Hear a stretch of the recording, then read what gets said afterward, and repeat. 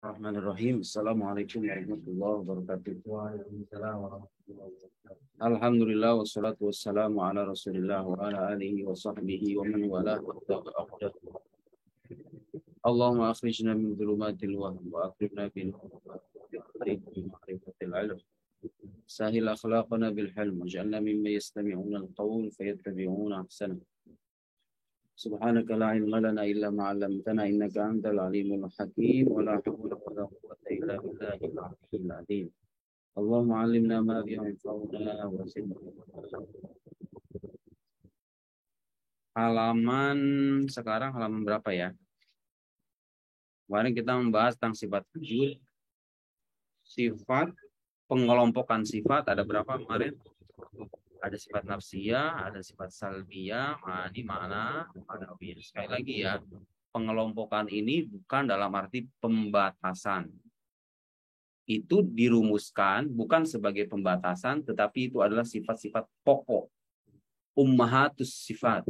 Sifat-sifat pokok. Yang kalau kita imani, maka secara logis kita akan mengimani semua sifat-sifat yang lain. Konsekuensi logisnya, kalau kita percaya Allah misalnya maha kuasa, ya sudah.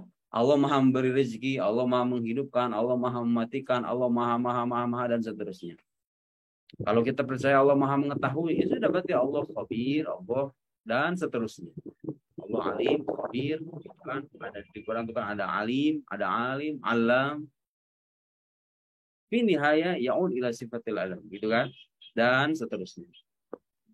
Sifat nafsiyah ada sifat wujud, dikatakan nafsiyah karena dia merujuk pada zat itu sendiri, tidak memberikan mana lebih. Kemudian sifat salbiyah dinamai salbiyah karena dia menafikan.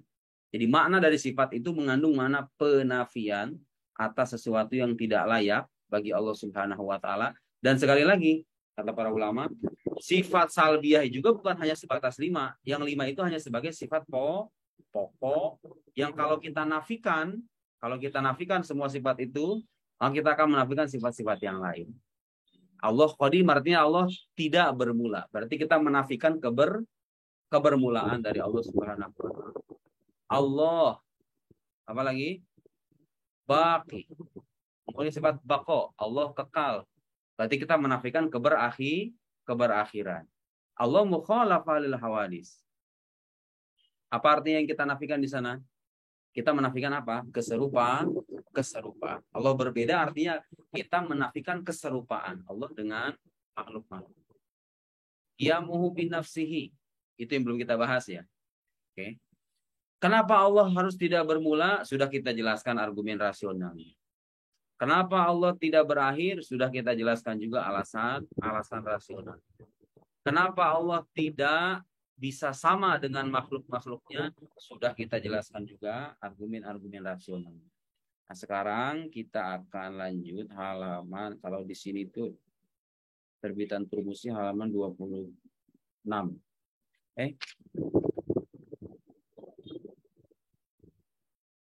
Halaman 25 ya, wa ma'nahu itu kan. Bismillahirrahmanirrahim. Wa ma'nahu. Ini lanjutan dari pembahasan sifat mukhalafah lil hawadith atau lil mumkinat juga bisa. Hawadith bimana al mumkinat? Alam. Sifat mukhalafah lil hawadith ini seperti dijelaskan sebelumnya ibara'an salbil jirmiyah. Paham jirm ya? Jirm itu maksudnya apa? Kadang jirm itu dimaknai sebagai apa? Sebagai sinonim dari kata jism. Kadang dimaknai secara lebih umum. Kadang dimaknai sebagai jauhar. Jauhar itu apa artinya? Sesuatu yang bertempat maqama binafsihi. Kama tahayyaza binafsihi. Sesuatu yang bertempat dengan dirinya sendiri. Nanti ada dua macam tuh. Ada yang disebut dengan jauhar fard. Jauhar fard itu artinya partikel terkecil dari sesuatu. Terserahlah para ilmuwan namanya apa. Yaitu sesuatu yang lebih kecil dari atom. Itu kan kalau dulu orang maknanya atom. Sekarang kalau misalnya para ilmuwan berhasil menemukan temuan ilmiah bahwa ternyata atom sendiri bisa dibagi lagi, pokoknya sesuatu yang terkecil yang tidak terbagi itu namanya jauhar fard. Nah, kalau misalnya sesuatu itu memiliki dua jauhar fard atau dua partikel terkecil atau lebih, itu namanya jism. Jadi jism itu jauhar fard juga jauhar. Gitu ya. Kadang jiram itu dimaknai secara secara lebih umum, bukan hanya terbatas pada jism saja. Jism kan tersusun. Kalau jauhar fard berarti tidak tersusun. Tapi dia sama-sama jauhar. Yashtarikan fil jauhariyah, gitu ya. Allah bukan jauhar kalau ditanya Allah substansi atau bukan. Ingat ya, jangan salah. Di sebagian buku-buku teologi Kristen terutama, kadang penyebutan Tuhan sebagai substansi itu terjadi, ada. Allah sebagai jauhar itu ada penyebutan atau penisbatan substansi atau jauhar kepada Allah itu bisa kita baca di buku-buku teologi umat agama lain. Nah, dalam Islam kita katakan Allah itu bukan substansi, bukan aksiden. Kalau ditanya kenapa Allah bukan substansi? Jawabannya apa Nasir? Substansi itu sendiri apa? Jauhar itu. Seperti yang saya kasih misal kemarin, handphone ini kita sebut sebagai substansi. Handphone sebagai handphone ya. Terlepas dari warnanya, posisi yang dia tempati, tempatnya, ukurannya, beratnya, harganya.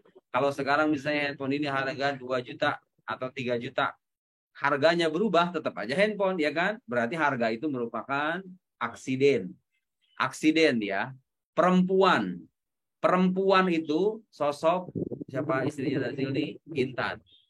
Intan itu sekarang menjadi istrinya Nazil, ya kan? Andai kata kita asumsikan dia bukan istrinya Nazil, apakah hakikat keperempuanannya hilang? Apakah dia hanya menjadi perempuan dan menjadi manusia kalau dia menjadi istri dari Nazil? Kan enggak. Berarti keistrian itu ya, konsep keistrian itu juga aksiden. Karena ketika dia hilang, hakikatnya kan enggak hilang. Paham enggak? Simpelnya gitu aja. Substansi itu sesuatu yang inti, ya. Aksiden itu sesuatu yang bersifat sampingan, paham nggak? Kacamata yang kita pakai warna hitam, dirubah warnanya jadi merah, masih kacamata kan? Berarti warna itu aksiden. Aksiden itu ada 9, ya kan? Kalau kita belajar ilmu makulat, silahkan dibaca aja itu. Apa itu substansi, pembagiannya? Ada yang namanya jism, ada yang namanya apa tuh namanya jauhar fard, ada taksimul mutakalimin, taksimul falasifah, itu kan beda tuh. Ada jauhar mujarrad, ada jauhar maddi dan seterusnya. Itu pembahasan lain ya. Allah bukan jauhar, kenapa? Kita kembali pertanyaan pertama. Karena setiap substansi itu pasti disertai oleh aksiden. Jadi setiap jauhar, setiap substansi itu pasti disertai oleh aksiden. Sementara aksiden itu sifatnya tidak tetap. Dia mengalami perubahan. Paham nggak? Tidak tetap. Layak zamanain kalau kali salah para teologi itu. Tidak tetap. Sehingga kalau Allah disebut sebagai substansi, berarti dia memiliki sesuatu yang berubah-ubah di dalam dirinya. Paham nggak? Berarti dirinya akan mengalami perubahan dan itu mustahil. Mustahil. Karena Allah, kalau seandainya Tuhan itu mengalami perubahan, maka gugurlah sudah ketuhanannya. Dia menjadi sama dengan makhluk. Paham nggak? Terus sekarang kenapa Allah bisa nggak disebut sebagai aksiden? Itu jelas lebih nggak bisa lagi. Mimba biaula gitu ya. Kalau sebagai jauhan atau sebagai substansi saja itu mustahil, apalagi sebagai aksiden yang dia hanya bisa ada dengan adanya substansi. Dan kalau Allah menjadi seperti Allah bergantung kepada yang lain. Kalau dikatakan sebagai aksiden dan itu mustahil, maka konsekuensinya dia akan bergantung kepada yang paham nggak? Ya, ada kaidah itu, kaidah dalam ilmu makulat. Ma min jauharin illa wa yulazimuhul a'rad. Ma min jauhari illa wa yulazimuhu al-a'rad. Setiap jauhar, setiap substansi itu pasti disertai oleh aksiden. Entah itu berupa kebertempatan, keberwaktuan, kuantitas, kualitas, relasi, dan seterusnya itu ya. Paham sekarang ya? Kenapa Allah tidak bisa disebut sebagai substansi? Karena setiap substansi pastilah disertai oleh aksiden, dan aksiden itu pastilah mengalami perubahan. Dia tagoyyur. Ya ta'arud tagoyyur. Gitu ya, mengalami perubahan, dan Tuhan yang Maha Kuasa yang menjadi pencipta alam semesta mustahil mengalami perubahan atau keberpindahan gitu ya, perubahan, hal-hal yang sifatnya itu menjadi karakter dari makhluk. Lain berlaku bagi Subhanahu wa ta'ala. Kita lanjut sekarang. Wa ma'anahu, ini lanjut ya, wal aradiyah wal kulliyah wal juz, ini udah kita jelaskan. Nah, lanjutannya falazimul jirmiyah at-tahayyuz. Jadi konsekuensi dari kejiseman, kejirmiah, jirmiah paham ya. Jadi kalau ada sesuatu dikatakan sebagai jirm atau sebagai jism, konsekuensinya pastilah dia bertempat. Tahayuz itu artinya kebertempatan. Dan itulah alasan rasional kenapa kita tidak mengatakan Tuhan di langit atau Tuhan di aras, bertempat di atas aras ataupun di langit. Kenapa? Karena langit dan aras itu sesuatu yang hadis. Hadis itu apa artinya? Sesuatu yang ada dari ketiadaan. Sekarang pertanyaan sederhananya, kalau ada orang awam yang nggak bisa menerima pandangan semacam ini, kita tanyakan saja, kalau memang Tuhan itu bertempat di langit seperti kayak orang Wahabi atau bertempat di aras, lantas di mana Tuhan sebelum diciptakannya aras dan langit itu? Akan bisa jawab, di mana? Jadi pertanyaan di mana saya itu sebenarnya udah keliru ya. Saya pernah, adik saya yang SD, di pelajaran agamanya itu ada pertanyaan, Allah di mana? Di mana Allah? Coba itu cek. Itu dia mengajarkan pertanyaan yang salah. Kenapa salahnya? Karena pertanyaan di mana itu mengasumsikan kebertempatan sesuatu yang ditanyakan. Kalau sekarang saya bertanya di mana handphone? Jawabannya jelas kan? Bisa di atas meja, artinya bertempat di atas meja. Bisa di dalam saku, bisa di mana saja. Itu pertanyaan sah atau enggak? Itu pertanyaan sah kenapa? Karena handphone yang ditanyakan itu adalah sesuatu yang menerima kebertempatan. Nah, dia jism. Sesuatu yang bertempat itu adalah jism atau jauh. Menanyakan di mana Allah, dan itu ya itulah sampai sekarang dari dulu orang itu orang-orang Wahabi kan punya kayak begini, orang-orang ateis juga sama. Kalau Tuhan itu benar-benar ada, mana Tuhan kamu itu? Kalau surga itu benar-benar ada, surga itu mana? Mana? Mungkin beda ya kita bicara Tuhan dengan surga. Kita bicara Tuhan dulu. Kalau Tuhan itu ada, mana Tuhan kamu itu? Mana buktinya? Mana buktinya? Di mana Tuhan itu adanya? Jadi pertanyaan di mana itu salah ya. Kenapa? Karena dia mengasumsikan sesuatu apa? Pertanyaan di mana itu mengasumsikan kebertempatan atau tahayuz bahasa Arabnya. Kebertempatan sesuatu yang ditanyakan dengan kata di mana itu. Allah munazzahun anil ainiyah. Jadi soal aina Allah hadza soal la yasih akliyan. Jadi secara rasional itu pertanyaan keliru. Makanya jawabannya juga pasti keliru. Di pertanyaan yang keliru hanyalah mereka jawaban yang keliru. Mau dijawab gimana? Allah sama halnya keliru dengan orang yang bertanyakan kapan Tuhan itu ada. Kenapa? Karena konsep kapan itu adalah konsep keberwaktuan. Ya kan? Mata ujidal ila. Soal khata. Mantiqiyan hadza. Secara logis pertanyaan keliru. Kenapa? Karena pertanyaan yang diawali dengan kata kapan itu mengasumsikan keberwaktuan sesuatu yang ditanyakan. Paham nggak? Kalau saya menanyakan kapan kamu lahir, itu sah pertanyaan. Kenapa? Karena yang ditanyakan menerima ada awalnya. Sementara kita buktikan dengan bukti yang rasional sebelumnya bahwa Tuhan tidak mungkin bermula. Karena kalau Tuhan bermula, apa sebelumnya kita jelaskan dalam sifat qidam? Karena kalau Tuhan bermula, maka dia akan bergantung kepada yang lain. Dan kalau sudah bergantung, pula sudah ketuhanannya. Gitu ya. Sampai sekarang masih kita temukan kan? Orang yang bertanya, Tuhan itu kapan adanya ya? Sebelum Tuhan ada, apa yang ada sebelum? Atau ini yang cukup sering ditanyakan. Sebelum Tuhan menciptakan apa yang Tuhan lakukan? Pernah dengar ya? Pertanyaan keliru, sekarang tahu alasannya kenapa? Karena ketika Anda mengatakan sebelum Tuhan menciptakan alam, coba perhatikan itu pertanyaan.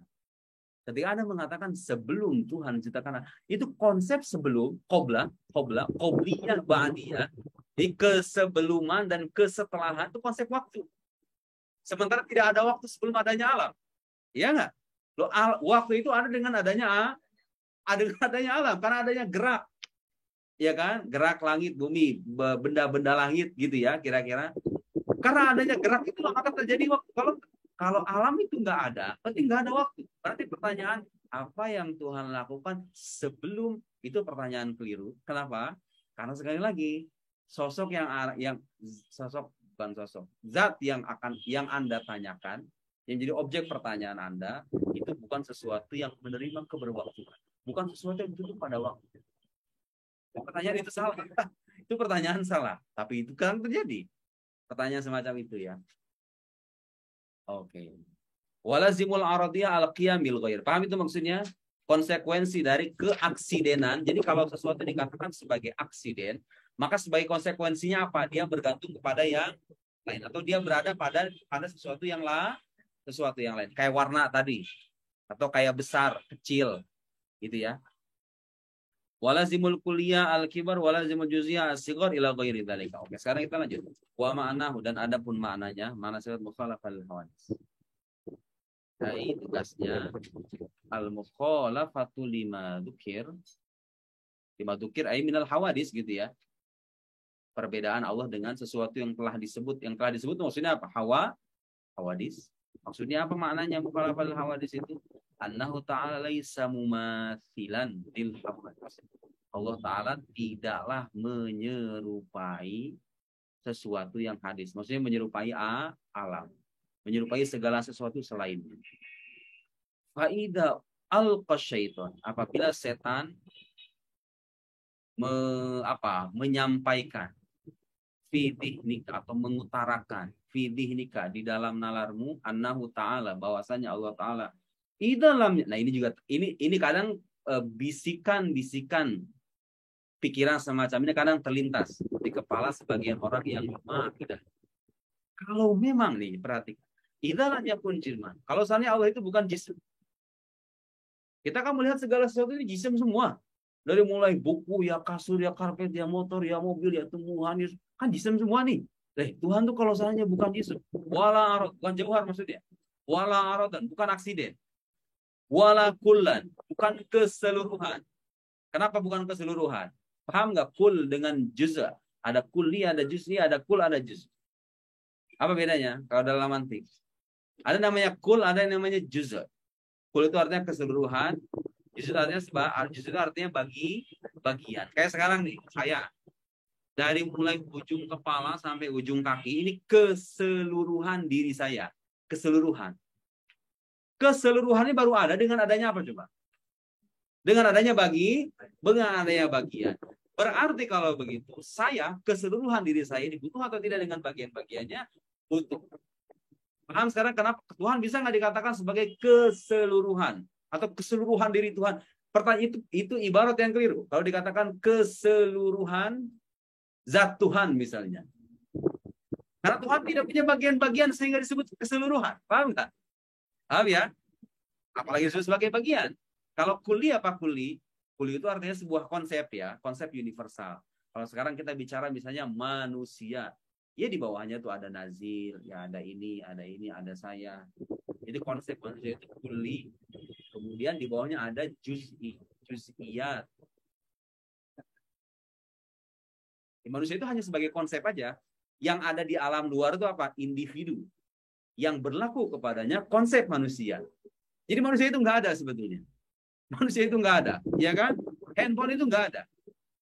Mungkin ini apa? Ini apa? Ini bukan handphone. Ini adalah barang atau suatu benda yang berlaku kepadanya konsep universal yang bernama handphone. Jadi nggak ada tuh handphone. Nggak ada. Itu hanyalah konsep-konsep universal. Apakah Tuhan bisa disebut sebagai kuli? Konsep universal? Tidak. Tidak. Karena Allah itu hanya satu kan? Oke, itu pembahasan mantik. Kulli, juz'i, kul, juz, dan lain. Nah, kalau seandainya Allah itu bukan jauhar, bukan substansi, bukan aksiden, wala kullan, wala juz'an, bukan keseluruhan, bukan bagian, fama hakikat.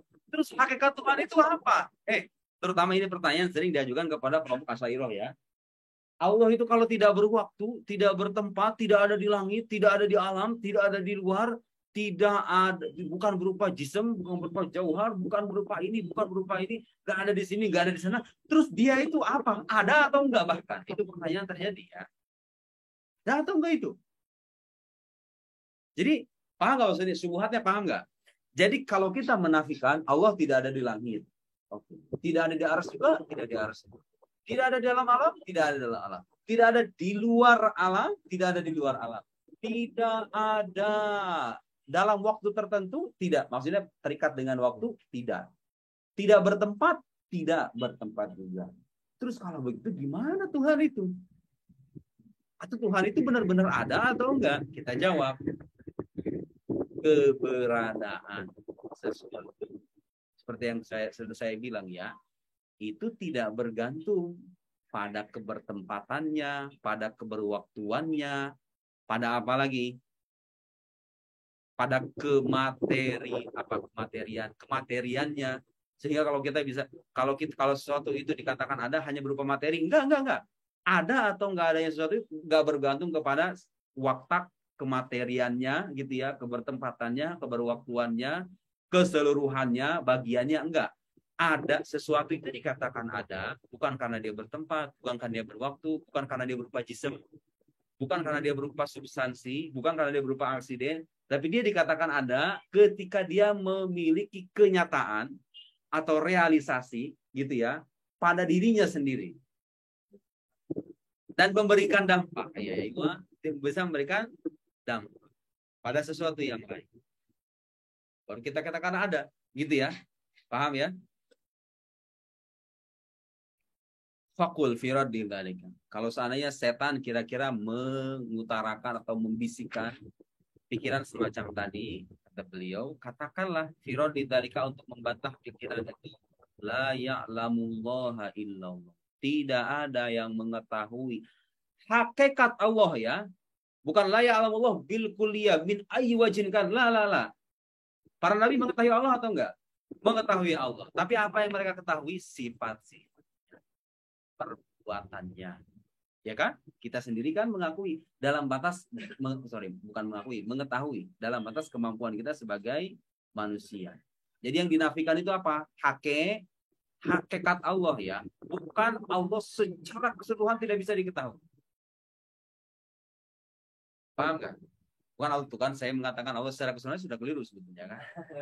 Ya kan? Ya, tapi itulah bahasa manusia. Ya kan? Jadi Allah bisa diketahui atau tidak? Kalau ada pertanyaan, Allah bisa diketahui atau tidak? Ini ada ibarat la ya alam Allah. Tidak ada yang mengetahui Allah kecuali Allah. Kalau begitu pertanyaannya, Allah bisa diketahui oleh hambanya atau enggak? Jawabannya bisa ya, bisa enggak. Apa yang Anda maksud? Kalau yang Anda maksud adalah hakikatnya, hakikat itu maksudnya. Pertanyaan, apa maksud dengan hakikat itu? Hakikat itu artinya sesuatu yang dengannya sesuatu itu menjadi dirinya sendiri. Nah, catat itu ya. Al-haqiqah hiya ma bihi syai'u huwa. Ma bihi syai'u huwa. Ma bihi asyai'u huwa. Ta'riful haqiqah. Jadi kalau kita mengatakan tidak ada yang mengetahui hakikat Allah kecuali Allah. Maksudnya apa hakikat itu? Ma bihi syai'u huwa. Sesuatu yang dengannya sesuatu itu menjadi dirinya sendiri. Paham nggak maksudnya? Paham nggak sih? Sesuatu yang dengannya, yang dengan sesuatu itu menjadi dirinya sendiri. Perhatikan, ini laptop. Laptop ini bisa menjadi laptop kalau dia, ya kan? Kalau dia berupa alat tertentu yang memiliki keistimewaan tertentu, gitu ya. Dia terdiri dari keyboard, terdiri dari layar LCD, terdiri dari komponen prosesor dan lain-lain, baru dia menjadi laptop. Berarti hakikat laptop itu apa artinya? Sesuatu yang dengannya laptop menjadi laptop. Paham nggak? Sekarang coba lihat. Laptop ini kalau seandainya LCD-nya saya buang, keyboardnya saya copot, kemudian bentuknya saya rubah, dia berubah menjadi alat lain atau enggak? Dia masih menjadi laptop. Kalau LCD-nya saya buang, fungsinya apa hardware-nya saya buang, saya isi dengan barang yang lain. Oh, bentuknya saya rubah, saya modifikasi. Apakah dia masih menjadi laptop? Tidak. Berarti nah itulah yang maksud dengan hakikat. Sesuatu yang dengannya laptop menjadi laptop itu adalah hakikat laptopnya ini. Yang dengannya laptop menjadi laptop, handphone, meja. Coba meja ini kalau sekarang misalnya kayunya saya rubah bentuknya, saya tambah dengan kayu yang lain lagi, gitu kan? Saya beri modifikasi dan lain-lain. Apakah dia masih menjadi meja? Kemudian kakinya saya copot, gitu. Saya bentuk menjadi barang lain, kan dia tidak menjadi meja lagi. Nah, sesuatu yang dengannya meja menjadi meja, itulah hakikat meja. Paham nggak? Nah, Kalau kita mengatakan hakikat Allah, hakikat Gusti Allah itu maksudnya apa? Allah yang dengannya Allah itu menjadi dirinya sendiri, itu nggak ada yang tahu. Tidak ada yang tahu. Hatta sifat-sifat yang Allah perkenalkan melalui wahyunya kepada kita pun itu bukan sifat-sifat yang menggambarkan hakikat Allah sebagaimana adanya. Paham? Tapi itu hanya sebatas apa? Hanya sebatas perkenalan gitu kira-kira kalau bahasa sederhananya. Allah memperkenalkan dirinya supaya kita memahaminya atau kita mengenalnya dalam batas kemampuan kita sebagai manusia. Jadi hatta para nabi sekalipun tidak ada yang mengetahui hakikat Allah Subhanahu. Kenapa? Kalau orang bertanya kenapa? Emang kenapa Tuhan tuh hakikatnya nggak bisa diketahui? Jawabannya apa? Bukan terlalu sempurna. Ya kita semua tahu. Ya. Itu pertanyaan-pertanyaan kayaknya itu ya. Cukup sering kan ditanyakan. Kenapa? Karena kalau seandainya hakikat Allah itu disingkap dan diketahui oleh hambanya, berarti kalau begitu hakikatnya menjadi terbatas dalam apa yang dipahami oleh manusia. Sementara keterbatasan bertentangan dengan ketuhanan. Sesuatu yang dikatakan sebagai Tuhan tidak mungkin menerima keterbatasan. Karena keterbatasan adalah ciri dari makhluk, gitu kan?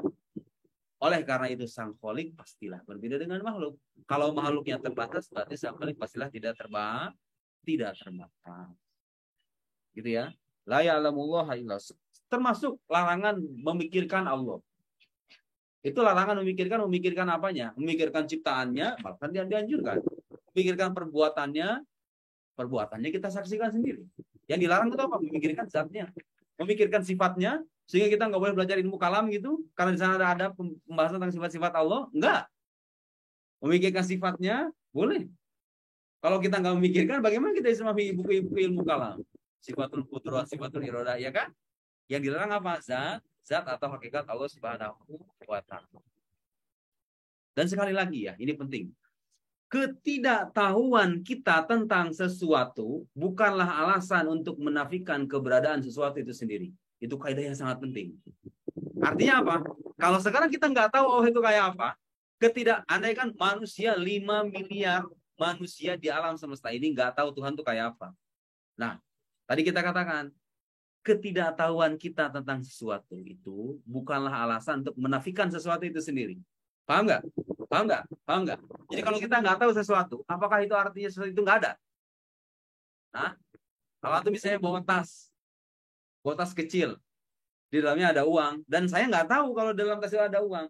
Ketidaktahuan saya tentang keberadaan uang itu, apakah bisa dijadikan alasan kalau uang itu nggak ada? Enggak kan? Paham nggak? Jadi kalau kita nggak tahu Allah, nggak tahu Tuhan itu kayak apa sesungguhnya ya, yang sesungguhnya, nggak jadi masalah. Itu nggak berarti Tuhan itu nggak ada. Tuhan itu ada, karena kita sudah buktikan dengan bukti-bukti yang rasional, belum lagi dengan firman-firman yang berasal dari dirinya, yang berupa wahyu Al-Quranul Karim, gitu ya. Jadi bukti rasionalnya ada, bukti tekstualnya ada, dan ketidaktahuan kita tentang hakikat Allah bukan berarti Allah itu tiada. Hanya karena ketidaktahuan hamba-hambanya tentang hakikat dirinya. Walaisa kamitslihi syai' wa huwas samiul basir. Tidak ada yang serupa dengan dirinya dan dialah yang maha mendengar dan maha melihat. Coba yang dinafikan dalam ayat ini apa?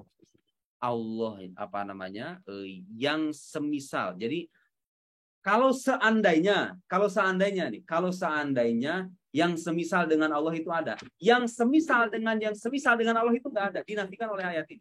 Jadi yang dinafikan oleh ayat ini bukan yang semisal dengan Allah. Tapi apa? Yang semisal dengan Allah, paham nggak? Kayak gini nih. Nazil ini misalnya punya orang yang serupa dengan, ada manusia yang serupa dengan dirinya. Berarti kan yang semisal dengan Nazil. Saya nggak menafikan, bisa gitu. Nggak ada yang semisal dengan Nazil. Kalau itu kan menafikan yang semisal dengan dirinya, ya nggak? Bisa ngebedain nggak antara kita menafikan sesuatu yang semisal dengan dirinya dengan menafikan sesuatu yang semisal dari yang semisal dengan dirinya. Jadi andai kata Nazil ini punya kembaran, gitu ya. Nah, kemudian yang kembaran ini adalah yang kembaran dari kembaran Nazil.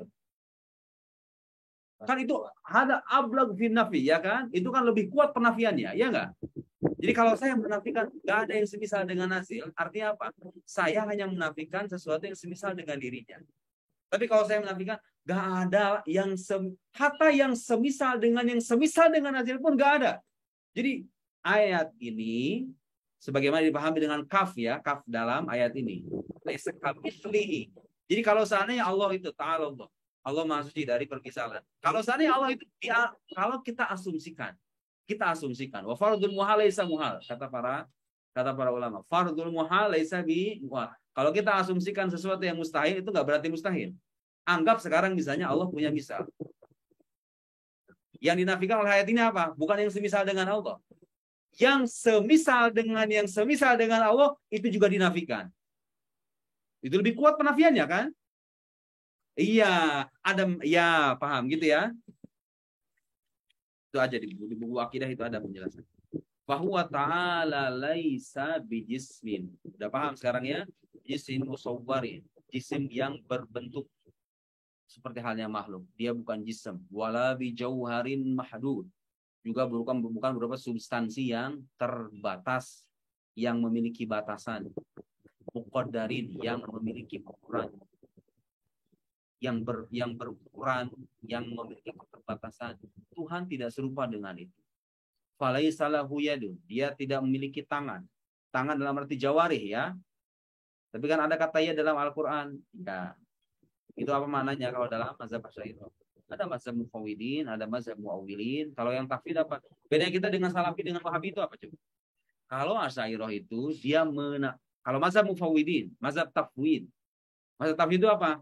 Tafwidul kaifiyah, jadi kita mengisbat bahwa lillahiyat na'am lillahiyat. Walakin mana? Apa makna yad itu? Nah, nufawidul mana itu. Kita tidak tahu hakikat maknanya. Kalau salafiyah, orang-orang salafi itu mengatakan apa? Enggak, yad itu ada maknanya. Jadi mereka mengisbatkan maknanya gitu ya, tapi menafikan kaifiyahnya. Kalau kita tanya maknanya itu makna majazi atau makna hakiki, mereka akan mengatakan makna hakiki. Coba aja baca buku-buku salafiyah itu. Kalau mereka mengatakan makna majazi, kalau anda minal muawilin, Anda masuk ke dalam bagian ahli tawil. Jadi kan sekarang misalnya lillahiyat. Lillah apa ada kopi misalnya yadullahi fawqa aidi. Oke, itu kan ayat yang populer. Kita tanya, itu ya di situ tuh maknanya makna yang hakiki atau makna majazi? Kan cuma ada dua pilihannya. Kalau dia mengatakan makna majazi, ya sudah berarti dia bertawil dengan kita sama dengan Asy'ariyah. Ya enggak? Tapi kalau dia mengatakan mana hakiki, khalas anta wa qata fi tajsim. Madhabu ka hadza yuadi ila tajsim. Illam yakun hadza ain tajsim, hadza yuadi ila tajsim. Jadi kalaulah ini bukan tajsim, ini berkonsekuensi pada tajsim. Karena ketika Anda mengatakan ini mana hakiki, bahasa Arab mengatakan mana hakiki dari tangan itu ya ini. Jarihah. Ya kan? Kalau Anda mengatakan Allah itu punya tangan dengan mana yang hakiki, berarti konsekuensi logisnya apa? Ya itu tadi. Berkonsekuensi pada tajsim. Nah, kalau Asy'ariyah mengatakan apa? Enggak. Kalau mazhab muawwilin, mazhab ahli tawil gitu ya, yang bertawil dan sebagai ulama yang mengatakan bahwa menakwil sifat-sifat khobariyah, ini yang sering yad, ain dan seterusnya itu sering disebut dengan sifat khobariyah. Karena dia berasal dari wahyu. Yang kita baca di Quran itu ayat-ayat yang secara lahiriahnya seolah-olah menunjukkan Allah itu punya tangan, Allah itu tertawa gitu kan, Allah itu harwalah, indahu harwalah dan seterusnya. Sering disebut dengan sifat khobariyah. Nah, menakwil sifat khobariyah itu kata sebagian para ulama itu hanya dikemukakan ketika kita menolak pemahaman yang menjurus pada tajsim. Jadi kita sendiri sebagai kalau dijadikan sebagai akidah lebih selamat kalau kita menyerahkan tafwid makna hakikinya. Tapi berhubung sekarang di era sekarang itu mujassim itu sudah mulai bermunculan ya kan di mana-mana. Bahkan mereka sudah muncul di channel-channel YouTube dan seterusnya tanpa mereka ada rasa malu gitu. Tidak jadi masalah karena takwil pun tahu bukunya Syekh Robi Jauhari yang takwilus salaf li ayatis sifat. Takwilus salaf li sifatillah. Enggak tahu. Oh itu buku bagus itu. Itu buku yang membuktikan bahwa para generasi salaf sendiri dari mulai sahabat, tabiin, tabiut tabiin itu mereka bertakwil. Jadi kalau orang-orang Wahabi mengatakan takwil yang disampaikan oleh ulama Asy'ariyah itu merupakan bid'ah, itu beliau ya dalam buku itu tuh Takwilus Salaf itu membuktikan bahwa ternyata yang bertakwil itu bukan cuma generasi Asy'ariyah belakangan ini aja, Imam Baqillani, Imam Razi, Imam Ghazali, enggak. Para sahabat sendiri ada riwayat-riwayat yang menunjukkan mereka bertawil. Misalnya seperti ayat Quran, wa yabqa wajhu rabbika dzul jalali wal ikram. Apa makna wajah di situ? Ibnu Abbas dalam sebuah riwayat mengatakan aidzat. Wajah itu bukan wajah, tapi maksudnya apa? Zat Allah itu kekal, bukan wajahnya. Betawil kan? Ada nominal tawil. Itu ada dia. Silakan dibaca itu riwayat-riwayatnya. Di internet ada Tawilus Salaf disifatillah. Sebagai ayat sifat saya lupa itu. Punya tipis. Tapi itu bisa. Saya dulu pernah itu nunjukin itu sama orang Wahabi, teman saya waktu di asrama. Orang Nigeria. Orang Nigeria waktu di asrama saya banyak yang dari Wahabi. Itu saya tunjukin. Kan itu orang Wahabi itu punya pandangan begitu ya. Oh, menakwil sifat-sifat tertentu yang termaktub dalam Quran itu merupakan bid'ah yang tidak pernah diajarkan oleh generasi salaf. Nah, itu saya paparkan ini ada bukunya nih. Ini ada riwayatnya. Ini riwayat dari Ibnu Mujahid, ini Ibnu Abbas, ini fulan. Ini generasi sahabat ini Hasan Basri mengatakan begini, Ibnu Abbas mengatakan begini, Ibnu Umar mengatakan begini dan seterusnya. Apa coba? Mau menerima dia kenyataan itu. Dan itu ada dalam Sahih Bukhari juga kan. Jadi beliau itu bukan merujuk riwayat sembarangan. Di kutub-kutub di kitab-kitab hadis yang sahih gitu. Itu riwayat-riwayat beliau nukil dari sana. Untuk membuktikan bahwa generasi salaf pun bertahan. Gitu ya. Jadi nggak jadi masalah. Walaisa lahu yadun wala ainun wala udun wala ghairu dzalika min sifatil hawadits. Tidak punya tangan, tidak punya mata, tidak punya telinga, dan yang selainnya dari sifat-sifat makhluk.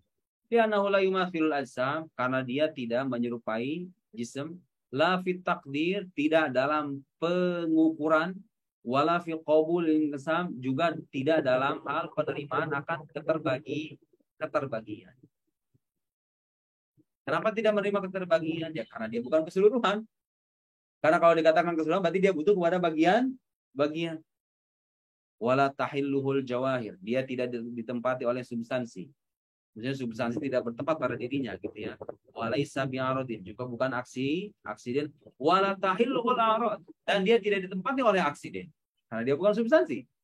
Balla yumathilu mawjudan, bahkan dia tidak menyerupai sesuatu yang ada.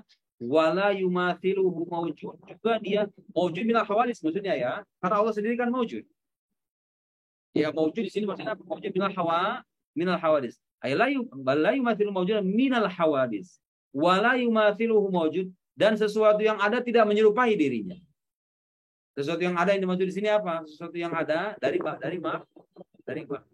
Allah tidak menyerupai sesuatu yang ada dari makhluk, sesuatu yang ada dari makhluk tidak menyerupai dirinya. Itu maksudnya ya. Wala yahidduhu al-miqdar, tidak wala yahudduhu al-miqdar, tidak dibatasi oleh ukuran, wala tahwihil aqtar, tidak ditampung oleh aktor itu, wilayah atau kawasan atau apa, aktor itu kan kawasan, maksudnya tidak bertempat. Lahirul aktor maksudnya tidak bertempat, tidak ditampung oleh tempat. Wala tuhitu bihil jihad, tidak dikelilingi oleh arah. Tidak dikelilingi oleh arah. Kenapa? Karena arah itu hanya berlaku bagi jism. Penisbatan sesuatu kepada yang, dan arah itu sendiri hanyalah amrun i'tibari. Amrun i'tibari itu artinya apa? Sesuatu yang nggak ada realisasinya di alam luar.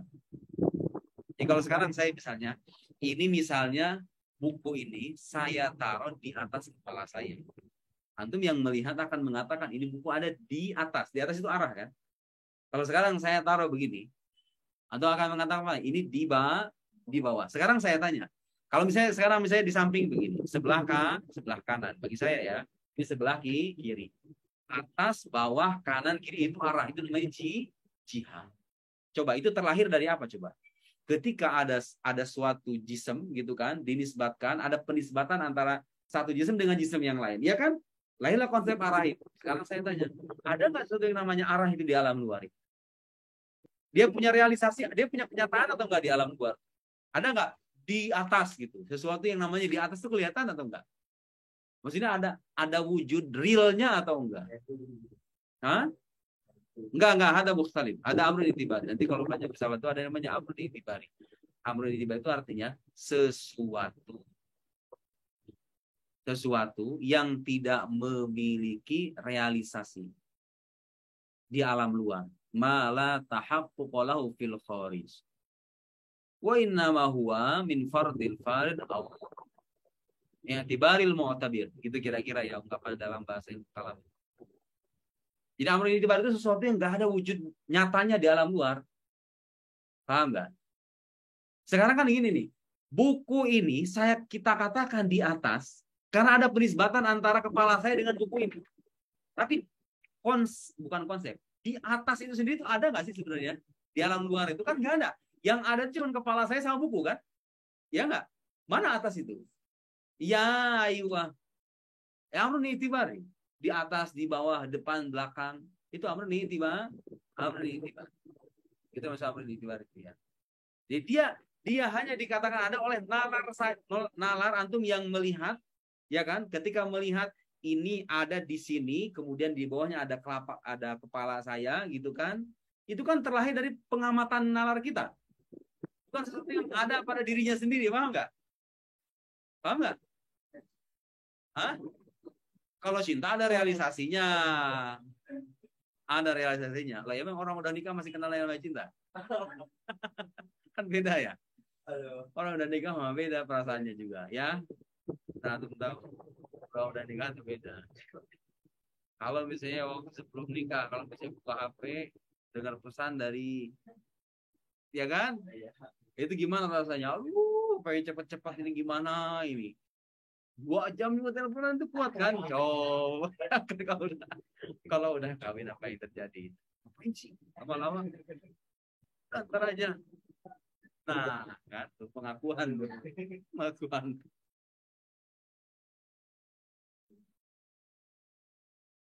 Enggak berarti sesuatu yang tidak terlihat itu semuanya amrun itibari. Enggak ya. Enggak.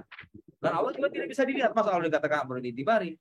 Itibari itu artinya, coba itibar itu apa artinya? Jadi gini, sesuatu yang dia itu dikatakan ada berdasarkan pengamatan orang. Berdasarkan itibar, sudut pandang. Hanya berdasarkan sudut pandang saja.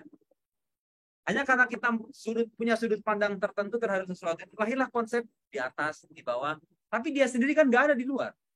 Yang ada itu cuma buku, cuma kepala saya. Di atas itu nggak ada. Mana namanya di atas itu? Atau saya ketika misalnya ngumpulin, misalnya nih, ini buku, saya tumpuk di atasnya buku lagi, saya tumpuk lagi, saya tumpuk lagi, tumpuk segini. Lahirlah konsep tumpukan di atas meja. Saya bilang di atas meja ini ada tumpukan buku. Saya mau nanya sekarang, di alam luar ini yang ada apa coba? Yang ada realisasinya, yang ada wujud nyatanya itu di alam luar itu ya, buku 1, 2, 3. Konsep tumpukan, apa yang kita sebut sebagai tumpukan buku itu ada atau enggak? Enggak ada. Tumpukan itu hanya terlahir dari sudut pandang kita, iktibar kita. Makanya disebut namanya amrun itibari. Lahir dari sudut pandang kita terhadap buku yang menumpuk itu. Lahirlah konsep tumpukan. Paham enggak?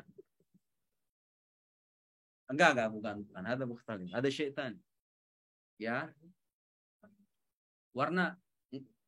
La, ada arad maujud. Warna ada realisasinya warna. Jadi terlepas apakah kita sekarang misalnya begini. Terlepas apakah kita mengetahui atau mengetahui warna itu atau tidak, warna itu tetap ada. Saya udah tulis itu di buku ilmu makulah itu ada. Apa itu umur itibariyah? Itu ada artikel. Itu artikel khusus. Silakan dibaca di buku ilmu makulah. Ada itu. Apa itu umur itibariyah? Nanti juga akan ada pembahasan tentang hal nanti ya. Kalau dalam buku ilmu kalam yang agak tebal ada pembahasan tentang hal. Itu juga sama umur itibariyah. wala tuhitu bil jihad wala taktanifuhul aradu was samawat. Dia tidak diikuti oleh bumi dan langit. Rafi'ud darajat, punya derajat yang maha tinggi. Tinggi secara maknawi ya, bukan tinggi dalam arti jarak. Bukan tinggi dalam arti yang kita pahami dalam kehidupan sehari-hari. Ala kulli syai, terhadap segala sesuatu. Wa ma, atas segala sesuatu. Wa ma dzalika huwa aqrab ilal 'abd min hablil warid. Meski demikian, dia lebih dekat kepada hambanya ketimbang urat lehernya sendiri. Jadi ini orang bisa jadi berpikir begini. Kalau seandainya Tuhan itu bukan ini, kok bisa Anda mengatakan Tuhan itu maha dekat dengan hamba-hambanya? Kan katanya Tuhan itu bukan jism, sementara alam ini berupa jism. Alam ini bertempat, sesuatu yang ada alam ini bertempat, Tuhan tidak bertempat. Kok bisa Anda menyimpulkan Tuhan lebih dekat dengan hambanya ketimbang urat lehernya sendiri? Sementara dia bukan ini, menafikan semuanya gitu, kira-kira paham nggak maksudnya? Boleh jadi terlintas pikiran seperti itu kan? Paham nggak maksudnya? Paham ya? Apa jawabannya? Wa huwa ala kulli syai'in syahid. Dia menjadi saksi atas segala sesuatu. La yumathilu qurbuhu qurbal ajsam. Kedekatannya tidak sama dengan kedekatan jism. Jadi kedekatan yang dimaksud itu kedekatan dalam arti maknawi ya, kedekatan maknawi. Sama halnya sekarang kalau misalnya dengan bahasa yang lebih mudah kita pahami dalam percakapan sehari-hari. Kalau sekarang misalnya saya cukup sering berinteraksi dengan Nazil, saya akan mengatakan saya dekat sama Nazil. Dia ada di Tabah, saya ada di Darosa. Tapi saya bisa mengatakan saya dekat dengan dia. Iya enggak? Tapi bukan kedekatan jasadi kan?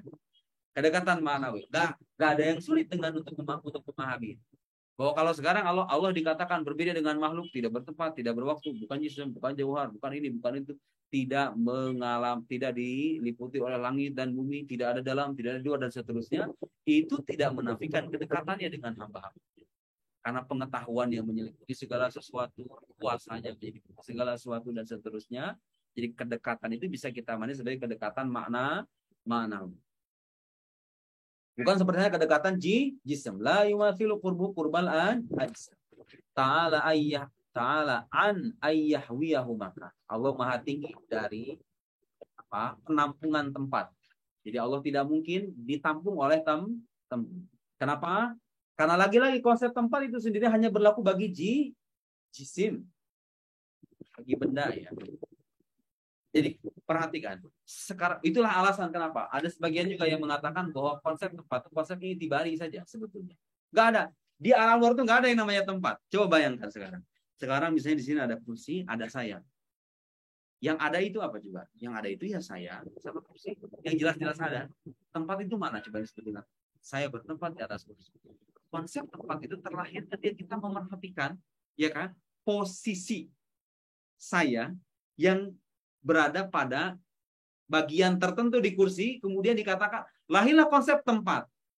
Di tempat itu nggak ada realisasi. Mana yang namanya tempat? Ini kursi, ini bukan tempat, ini kursi. Ini saya. Mana tempat itu? Tahu nggak? Itu ada sebagian yang mengatakan bahwa tempat di sini adalah anpun itibar. Para filsuf lain mengatakan tidak tempat ada realisasi. Masa di rumah kulat tuh. Punya. Nah, belum. Ada di buku saya, silahkan itu dibaca, pembahasan tentang makan, tentang zaman, perbedaan para filsuf, para mutakalimun. Itu penting belajar di rumah kulat itu begitu sebetulnya. Relevansi ilmu makulat ketika membahas ilmu kalam itu begitu, ada antaranya dijelaskan konsep-konsep dasar, apa itu wujud, apa itu tempat, apa itu waktu, apa itu kuantitas, apa itu kualitas, apa itu relasi, apa itu kebertempatan, keberwaktuan dan seterusnya. Ya. Kama taqaddasa'an ayyahudahu sama dia maha suci dari keterbatasan, pembatasan waktu. Dia tidak tunduk pada waktu. Karena qabla ayyakhluqaz zaman, dia ada sebelum terciptanya zaman. Ayukhlaqaz zaman bisa karena qabla ayyukhlaqaz zaman wal makan. Dia ada sebelum diciptakannya tempat dan waktu, atau waktu dan tempat. Wa huwal an ala ma alaihikan, dan dia sekarang ala ma alaihikan berada sebagaimana adanya. Itu ngartiinnya ya. Sebagaimana adanya. Jadi salah kalau orang mengatakan dulu Allah Subhanahu wa taala, enggak, itu salah. Enggak ada dulu, enggak. Tapi sering terjadi itu kan para khutbah, para khatib gitu ya. Dulu itu Allah ketika di alam azali, itu ungkapan juga sudah salah dalam berapa tempat ya. Dulu Allah itu sudah salah. Salahnya di mana? Paham enggak? Karena Allah bukanlah wujud yang tunduk pada keberwaktuan. Jadi mengatakan dulu Allah seolah-olah Anda menisbatkan keduluan kepada zat yang tidak menerima keduluan itu sendiri. Dulu Allah sebelum, muncul lagi kata sebelum, itu konsep waktu. Sebelum menciptakan alam, ketika juga sama hin. Hina. Gak ada kata hin. La yujad hin wala qabla wala ba'da. Wala qabliya wala ba'di. Di alam azali itu maksudnya gimana? Nggak ada istilah alam azali itu sebetulnya ya. Tapi suka ada kan, dulu waktu saya kecil itu, di alam azali. Nggak ada istilah alam azali. Alam itu hadis, ya kan? Sementara azali itu apa artinya? Tidak bermula. Sesuatu yang azali, sesuatu yang tidak bermula. Sementara alam bermula atau enggak? Berarti itu namanya contradictio interminis. Dalam bahasa logikanya. Istilah mengatakan alam azali itu pernyataan yang kontradiktif pada dirinya sendiri. Bagaimana Anda mengatakan sesuatu yang tidak bermula, lalu Anda nisbatkan kepada sesuatu yang bermula? Alam itu kan bermula. Azali itu artinya tidak bermula. Di alam azali gitu. Enggak ada. Lalu jadi alam fil azal. Allah kan Allah alam yakun syai'an ghair. Gitu kan? Dalam hadis kan? Atau kama qala. Allah ada sebelum segala sesuatu ada, itu sebenarnya sudah bermasalah juga. Katakanlah begini, Allah ada, segala sesuatu selainnya tiada. Karena kalau mengatakan Allah ada sebelum segala sesuatu ada, secara tidak langsung kita seolah-olah menisbatkan keberwaktuan kepada Allah, ya kan? Itu kalau kita mau lebih detail dalam ibarat gitu ya. Sekarang kita tanya, ada nggak coba ya? Kalau nanti suatu saat nanti kita diberikan kesempatan membaca konsep ketuhanan dalam umat agama lain, ada nggak? Agama lain yang punya konsep ketuhanan seketat ini. Jadi Tuhannya yang Tuhannya orang Islam, yang diyakini oleh orang-orang Islam, tersucikan dari berbagai macam kekurangan, ya kan? Dia bukan substansi, bukan ini karena begini, dan ada alasan-alasannya. Dan dia berlaku pada segala sifat yang menunjukkan kesempurnaan. Gitu kan? Dan tidak ada dalam Islam itu ruang bagi siapapun manusia untuk menyandang gelar ketuhanan. Seperti hanya dalam keyakinan orang-orang Kristen. Ya kan? Wadidduha al-mumatsalah. Lawan dari mukhalafah tersebut mumatsalah, keserupaannya. Wa dalil ala dzalik ay mukhalafati ta'al makhluqat. Argumen atau dalil atas adanya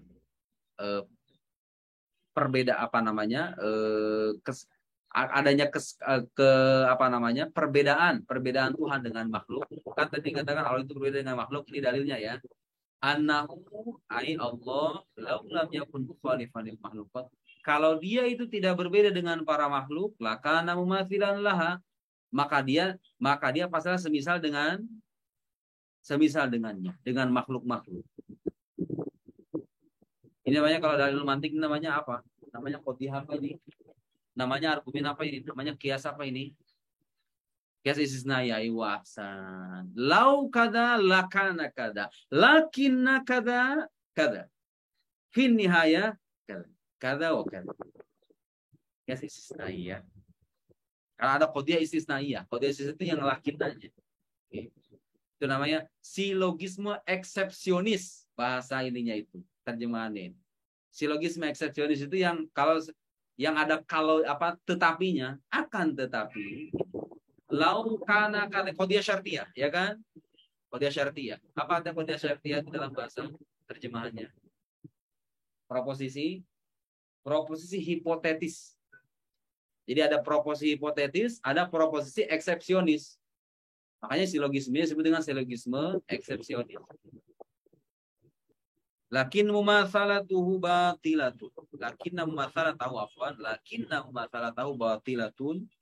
Tetapi keserupaannya adalah sesuatu yang batil, tidak bisa kita terima.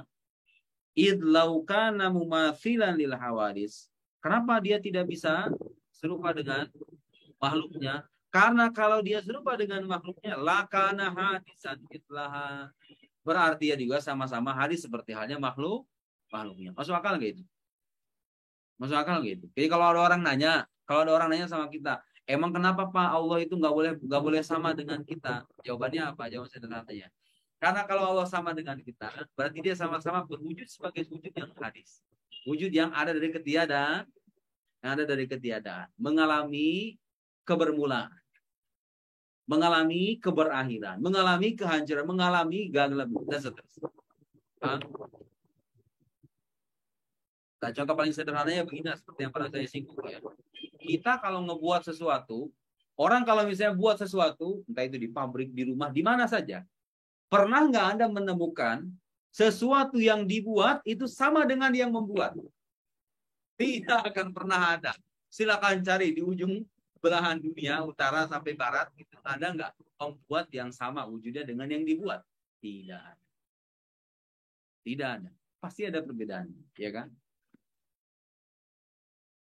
Idlaukana wa fil hawadis lakana hadisan mislah li'anna jami'i ma thabata li ahadin mislain, karena seluruh segala hal yang berlaku bagi salah satu dari dua hal yang serupa yasbutu lil akhar, maka dia juga berlaku bagi sesuatu yang lain.